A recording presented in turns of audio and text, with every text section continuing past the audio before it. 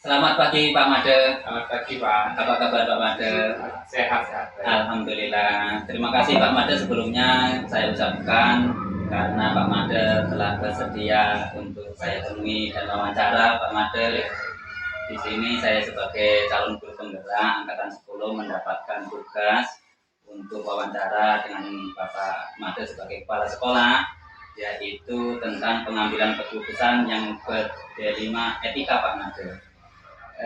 Kira-kira Pak Made selama ini apakah memiliki kasus-kasus yang mengandung nilai-nilai dilema etika atau rujukan moral tersebut Pak Made? Terima kasih Pak atas kunjungannya yang pertama kali, atas kunjungannya di sekolah saya.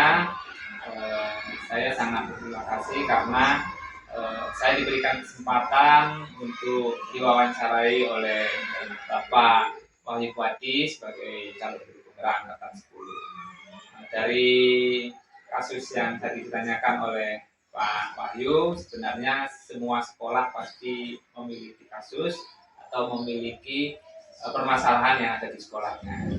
Nah, di sini saya akan berbagi sedikit permasalahan yang ada di sekolah saya. Apakah sekolahan ini termasuk dilema etika atau etika moral? Nah, dalam salah satu kasus yang ada di sekolah saya itu adalah tentang kebersihan lingkungan yang berhubungan langsung dengan sampah plastik yang disebabkan oleh anak-anak yang kurang paham atau kurang sadar dengan artinya kebersihan. Jadi, baik Pak Made. Jadi Pak Made selama ini memiliki kasus yang berdilema etika, di mana anak-anak ini sering sekali membuang sampah sembarangan tempat ya Pak. Betul. Baik, Pak. Kalau boleh tahu Pak cerita dilema etika seperti apa Pak yang Bapak alami tentang kasus pembuangan sampah sembarangan ini? Ya, cerita sedikit Pak ya. Jadi di sini di sekolah saya itu ada 5 kantin yang ada di sekolah saya, ada 5 kantin, dan kelima kantin ini kemungkinan besar dia berjualan yang berhubungan dengan plastik. Jadi anak-anak biasa kami arahkan untuk berbelanja di kantin supaya kantin itu ada pemasukan juga, dan pihak sekolah juga bekerja sama dengan pihak kantin. Jika ada keuntungan sedikit, pihak kantin juga berbagi dengan pihak sekolah. Jadi itu ada nilai baiknya ya Pak ya, terus ada nilai buruknya ada, yaitu anak-anak dengan belanja di kantin, dengan yang dijual di kantin itu kan kebanyakan sampah plastik ya. Jadi karena kurang sadarnya anak, sampah plastik itu dibuang sembarangan sehingga menimbulkan masalah tentang kebersihan yang ada di sekolah ini. Jadi dilema etikanya salah satu kita mendapatkan ada berbagi hasil dengan pihak kantin, dan yang satunya lagi kita dihadapkan dengan permasalahan sampah plastik yang semakin banyak di sekolah.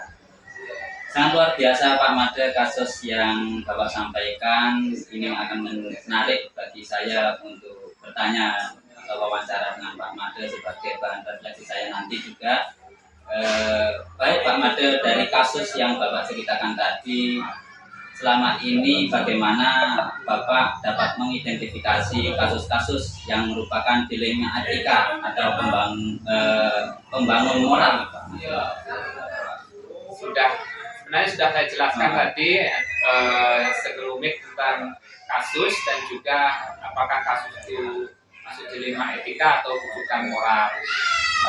Cuman dari kasus-kasus tersebut saya sebagai pemimpin ya tetap menerapkan apa yang sudah menjadi peraturan yang ada di sekolah, dan semoga nantinya Pak Wahyu sebagai calon guru penggerak, sebagai calon pemimpin pembelajaran, dan juga nanti akan menjadi pemimpin sebagai di suatu lembaga atau kepala sekolah itu bisa mengambil keputusan yang ada seperti kasus tadi dengan berbasis rasa. Baik Pak, sangat menarik sekali dari yang Bapak jelaskan tadi bahwasanya dilema etikanya itu yaitu di mana sekolah dan pihak kantin itu bekerja sama.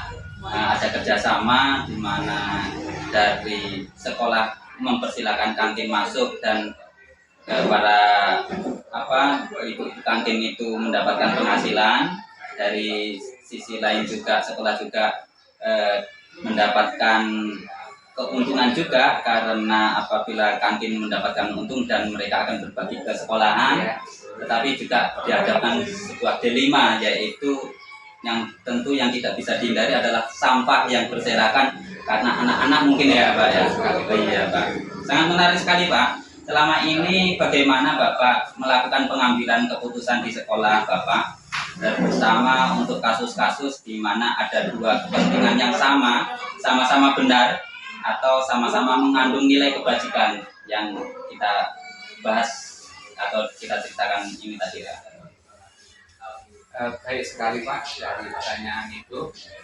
Sebenarnya pertanyaan itu sangat sulit sekali untuk saya sebenarnya, karena di sini sebagai pemimpin ya Pak ya, yang jelas saya akan selalu berkomunikasi dengan kasus yang tadi, itu akan selalu berkomunikasi dengan stakeholder yang ada di sekolah saya.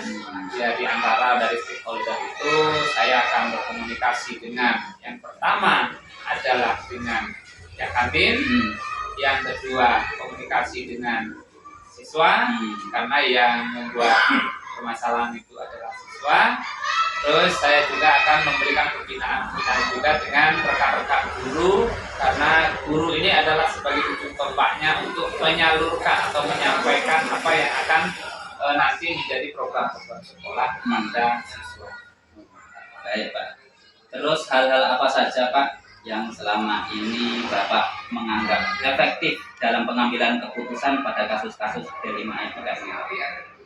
Jadi hal-hal yang paling efektif yang akan saya gunakan adalah saya akan membuat dari pihak kantin dan pihak anak itu, karena dua ranah ini yang akan saya guna dalam tanda kutip saya berikan kesadaran.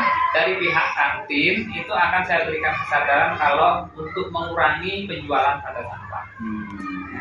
Untuk mengurangi penjualan makanan yang berhubungan dengan plastik, itu dari pihak kantin. Terus selanjutnya untuk dari pihak anak-anak akan selalu, bukan sekali-kali, tapi selalu memberikan pembinaan untuk memberikan penyadaran bahwa membuang sampah sembarangan itu akan berdampak buruk pada lingkungan sekolah. Dari langkah-langkah yang Bapak ceritakan tadi Pak, apakah ada tantangannya tersendiri Pak?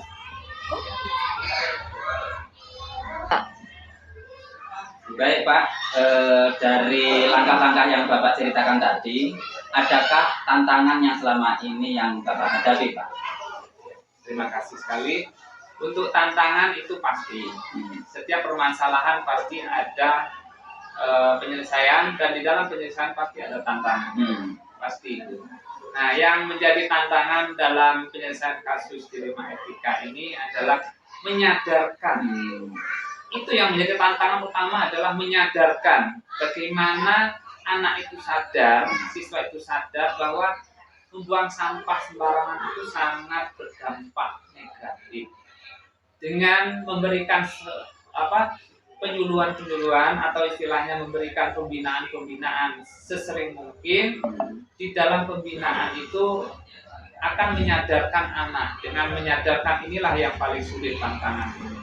Untuk membuat anak sadar itulah tantangan yang paling sulit. Jadi Bapak tadi menjelaskan bahwasanya tantangan terbesar atau terberat bagi Bapak itu adalah memberikan edukasi dan bisa menyadarkan anak-anak Pak ya. Dan itu menjadi sebuah tantangan. Kira-kira Pak, ketika Bapak bisa mengidentifikasi tantangan tersebut Pak, adakah cara-cara untuk penyelesaiannya Pak yang akan Bapak lakukan nantinya Pak? untuk penyelesaiannya dari tantangan itu adalah kita selalu berkomunikasi dengan pihak-pihak terkait, terutama yang pertama adalah pihak anak, ya, siswa, itu yang kedua dengan pihak kantin, dan yang ketiga dengan pihak orang tua. Jadi bukan hanya sekolah saja yang memberikan penyadaran untuk anak, juga sekolah juga memberikan penyadaran kepada pihak kantin supaya kantin itu berangsur-angsur mengurangi sampah plastik yang dia jual. Terus yang ketiga dengan pihak orang tua, karena orang tua itu juga berperan baik untuk memberikan edukasi atau memberikan pengertian atau memberikan kesadaran kepada anak-anak supaya anak-anak di rumah juga membuang sampah pada tempatnya. Begitu ya Pak. Jadi Bapak akan memberikan edukasi terhadap anak-anak maupun dari pihak kantin juga ya. Dan kita ketahui juga dari penjelasan Bapak tadi, dari orang tua juga sangat membantu untuk mengambil keputusan yang Bapak lakukan ini tadi. Baik Pak, dari semua hal tersebut Pak yang telah disampaikan, pembelajaran apa Pak yang dapat Bapak petik dari pengalaman Bapak mengambil keputusan kelima etika ini Pak? Dari pembelajaran yang dapat saya petik itu adalah saya bisa belajar bagaimana menjadi pemimpin, karena dari permasalahan-permasalahan yang ada kita harus belajar dari apa yang sudah kita perbuat. Dari belajar dengan menyelesaikan suatu masalah, dari situ kita bisa belajar. Jadi kita jangan berhenti untuk belajar. Baik Pak, terima kasih, itu sangat luar biasa Pak atas pencerahan dari Bapak atau penjelasan dari Bapak, yang dimana selama ini ternyata saya baru memahami Pak, ternyata yang namanya kasus itu ada dilemanya Pak, karena sama-sama benar atau sama-sama kebajikan, mengandung nilai-nilai kebajikan, tetapi kita harus mampu mengambil keputusan yang tidak merugikan satu dengan orang lain Pak. Sangat luar biasa Pak, terima kasih atas waktunya yang telah disediakan kepada saya untuk wawancara kepada Bapak. Semoga ini menjadi penambahan pemahaman bagi saya Pak. Baik, terima kasih Pak, saya ucapkan selamat pagi Pak.